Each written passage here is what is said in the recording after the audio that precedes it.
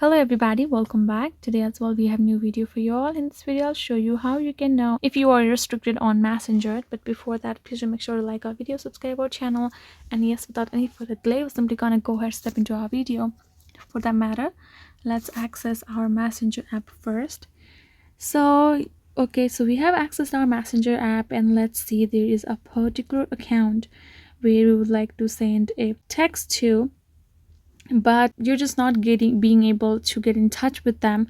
Okay, that is the very first sign. The next would be if you send a message to them and it only shows this sent, this check mark with the sent icon, but they never read this text, and it will never show the profile icon or at that message. That means you have been restricted by them. The first thing other would be you are trying to place a call, get a call to them, it just rings but they never pick it up. And if it's for a couple of hours, then you can give an option for yourself, like maybe they are not with their phone.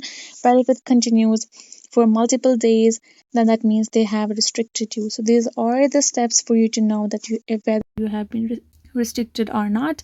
And that will be it, guys. I hope this video was helpful to you all. Thank you so much for watching, and yes, I'll see you guys in our next video.